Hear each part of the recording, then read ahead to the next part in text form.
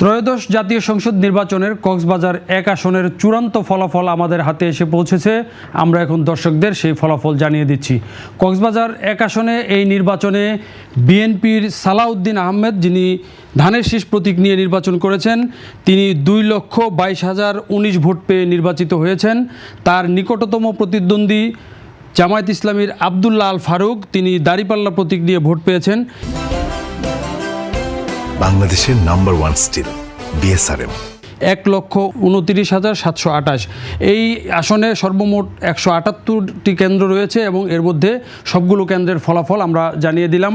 এই আসনের আরেকজন প্রার্থী ইসলামী আন্দোলন বাংলাদেশের মোহাম্মদ সরোয়ার আলম কুতুবী, তিনি পেয়েছেন 4,528 ভোট। দর্শক, আপনাদের জানিয়ে রাখি যে এই আসনটিতে 1991 সালে জামায়াত ইসলামীর প্রার্থী নির্বাচিত হয়েছিলেন। এরপর 1996 সালে এবং 2001 সালে বিএনপি নেতা সালাউদ্দিন আহমেদ এই আসন থেকে সংসদ সদস্য নির্বাচিত হয়েছিলেন। 2008 সালে আইনি জটিলতার কারণে সালাউদ্দিন আহমেদ এখানে নির্বাচন করতে পারেননি। তার পরিবর্তে বিএনপি তার স্ত্রী হাসিনা আহমেদকে মনোনয়ন দিয়েছিল এবং তিনি সেই নির্বাচনে বিপুল ভোটের ব্যবধানে জয়ী হয়েছিলেন।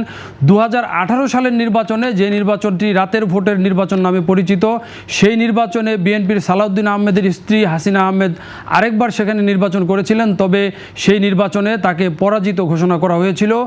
আজকে ত্রয়োদশ জাতীয় সংসদ নির্বাচন, যেই নির্বাচনে পুনরায় সালাউদ্দিন আহমেদ এই আসনটি থেকে নির্বাচিত হলেন ধানের শীষ প্রতীক নিয়ে 2,22,019 ভোট, এবং এর মধ্য দিয়ে তিনি কিন্তু তৃতীয়বারের মতো তার নিজ এলাকা কক্সবাজার 1 আসনে নির্বাচিত হলেন। এই হচ্ছে কক্সবাজার 1 আসনের চূড়ান্ত ফলাফল।